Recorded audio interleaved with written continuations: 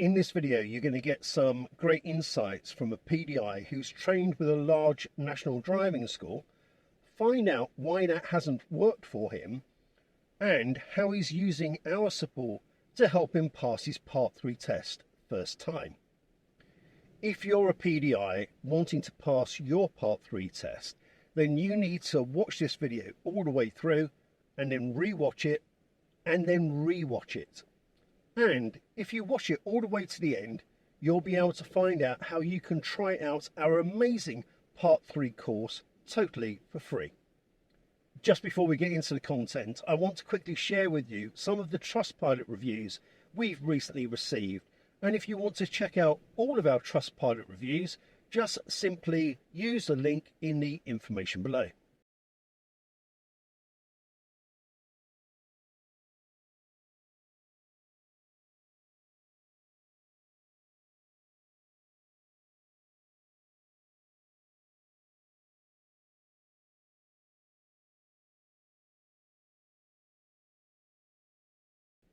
Okay, so now let's dive into the video.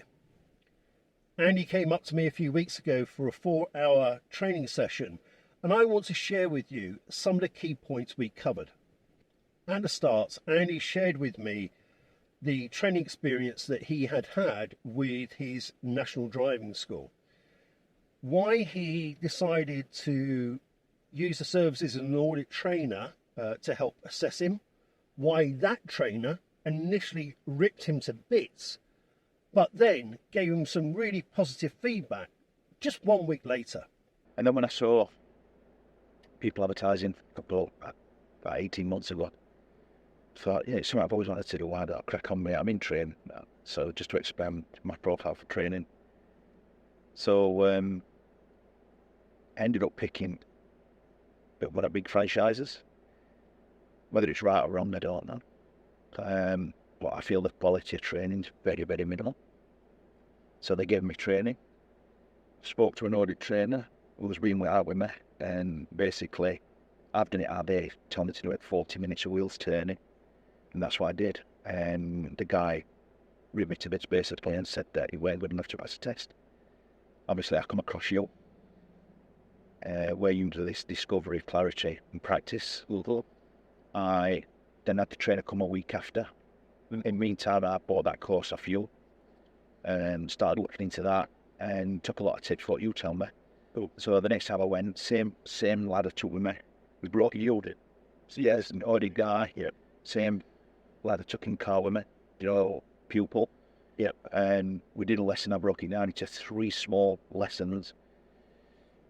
Questioned him and everything. Well, I thought I was questioning enough. And he said it was a massive, massive improvement from a week before by doing what I'd done because I broke it down. Not quite enough to pass, but a massive improvement. Oh. But my problem is I struggle to question. Right. And dig in. Right. And I over-instruct, he says. Right. As you will see in a moment, Andy is a pretty switched on guy, and he quickly realised that he was going to need additional support in order to get through his Part 3 test. That shouldn't be the case, but unfortunately, it's so common. I've only been going about 5 weeks. As a PDI? As a PDI, yeah. Oh, right. So, I quickly learned after speaking to other people that's in the franchise group, shall we call it? I'm not going to name it. I'm in the franchise group. I quickly learned that they were on the 3rd attempts at Part 3. So I quickly learned that this training is not fantastic. So straight away, on the 2nd week as a PDI, I actually had a trainer come with me. So I meet a guy on a weekly basis. Okay. Obviously, I've come to see you. I bought you on course. Yeah. Come to see you. Okay. And I think if I were to advise a PDI now, if they go with big franchise, whether it's right or wrong, it's what suits you at the time. Yeah. It suits me. Yeah, I'd moved to a totally new area. Yeah. But no contacts in that area. So I went with a school to be able to get pupils. Yeah. That's why I did it. But if I were to advise, go with a big school, go what suits you. But you need to start getting additional training straight away. Don't wait until you're on your 3rd attempt and I just feel that you need to get that help straight away, because I just feel that the big franchise school gives you enough feed to survive but not to pass. Mm-hmm. That's my view. Mm-hmm. So I've set a figure to one side that I'm going to put to additional training, and it's my intention. I might sound big-headed, but it's my intention is to go up past first time. Doesn't sound big-headed at all. Sounds sensible. I don't want to be like getting to where other people are, where they're on the third and final attempt, and then having to go back round again. Because, like many PDIs, people pack jobs in to do this. Yeah. I'm fortunate enough that I've got things I can always fall back into. Yeah. I'm at a point in my life where I'm financially secure, so I don't need to earn a lot of money. Good. So that's why I'm putting my heart and soul into doing this, because I wanted to do it 20 years ago and never did it. Mm-hmm. To the point that I set an amount of money to one side to be able to pay for a trainer. And that's why I've come to you today. I'm going back to you in a few weeks' time. Yeah. And also, the other reason why I'm doing it as well is to get a different view from the trainer I've got that was quite local to me, to get a different view and see how people do things different. When I train both learners and PDIs, I use discovery, clarity and practice to help me figure out how to best support them. As you watch the next section of this video, notice how I did that with Andy and helped him to learn how to do the same with his students. So let's get back, because we go off on a lot of tangents in these conversations. Let's get back to you now. Okay, so you've got a better understanding of discovery and clarity.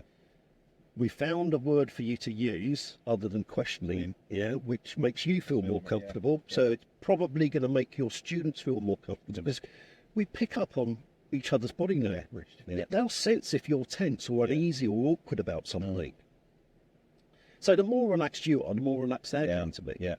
Okay. Do you feel your students, either because of the experiences that you've already had, or you think you're going to have, are going to respond well to you doing that discovery? Majority will. Right. Like I said earlier, I've got a couple that's really quiet. Struggled. Okay, so let's talk about that, because you're absolutely spot on. You are going to get students, doesn't matter how good of an instructor you are, you're going to get students who don't like to open their mouths.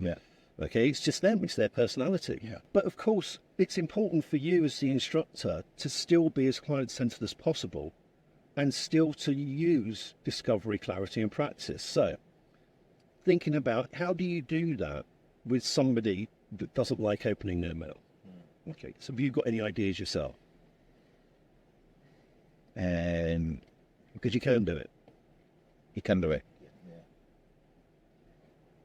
We get them to explain what thinking, ask them to explain it. Might work, but again, if they don't like volunteering information, you might get very little, if anything, out of them. I'm not sure how to open up, I'll be honest with you. Okay, so let me just, if you like, demonstrate one by doing it with you. Okay, so let's assume for a moment you're the sort of person that doesn't like answering questions. No. But I still need to discover. Okay. So what I would say, let's take an example. We'll use you as a real life example.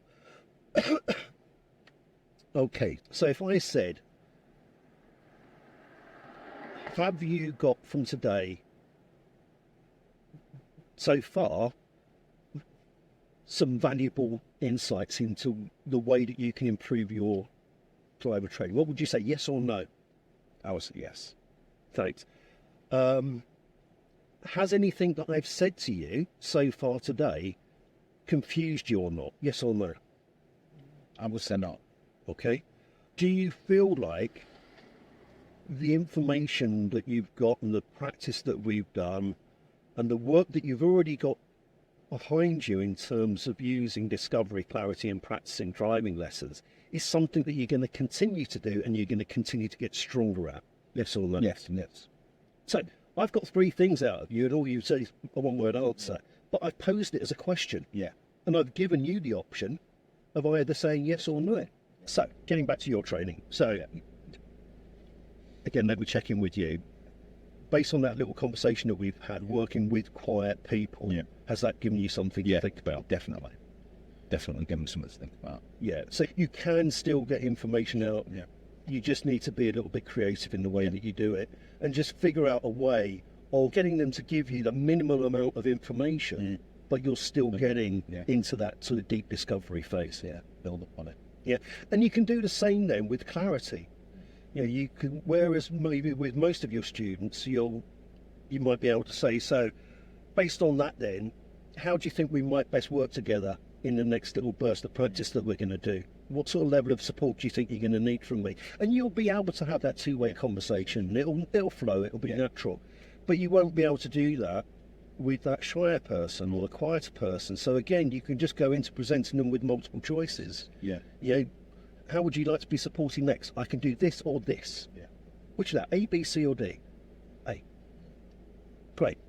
What that is going to then look and sound like to you is, as we're driving along, this is what I'm going to do. This is how I'm going to do it. Does that make sense? Yes or no? Any questions before we get to order, Ollie? Yes or no? Now, from an examiner's point of view, I wouldn't suggest taking that person on the Part 3 test. No. Because I think you're making life harder for yourself.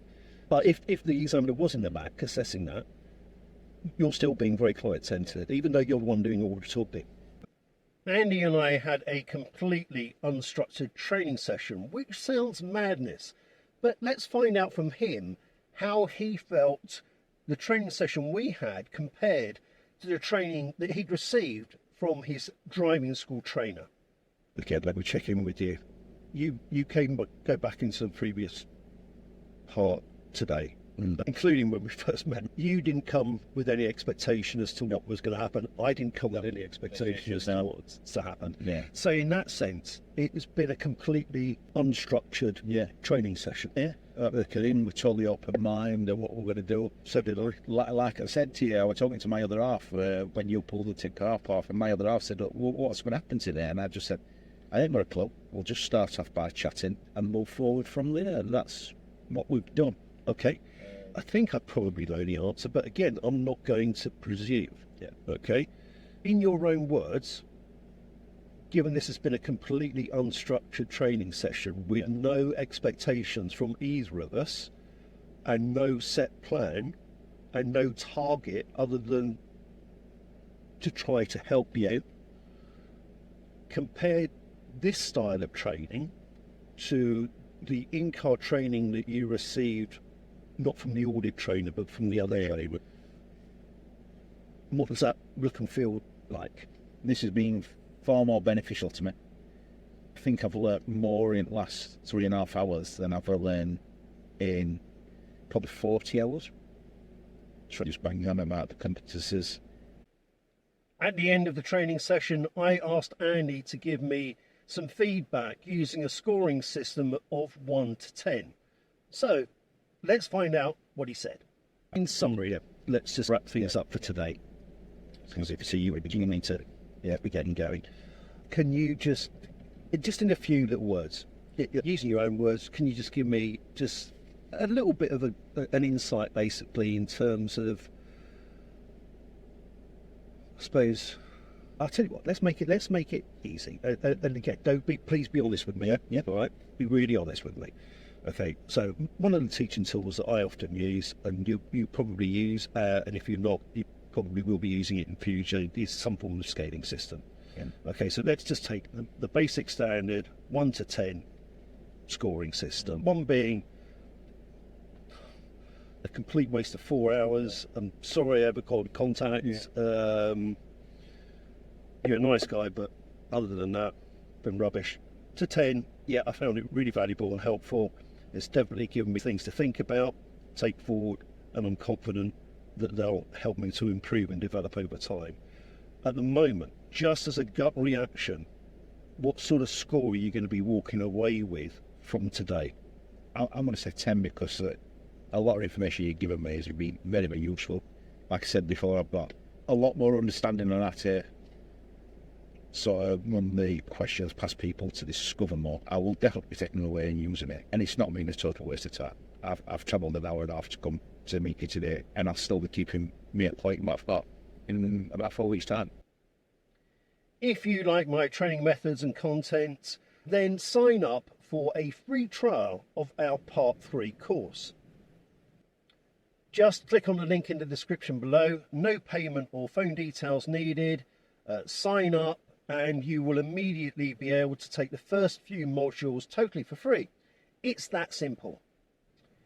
If you then decide to buy the course, you'll get all of the training you need to pass your Part 3 test. You'll be able to watch the full training sessions with Andy and other PDIs, and you'll get a 30-day, no questions asked, full money back guarantee. Okay, that's it from me. Keep safe and well. Please do remember to hit the like and subscribe buttons, because that's really going to help me support you and other PDIs and help us to grow and spread this channel. Thanks as always, and I'll see you again soon. Cheers, bye.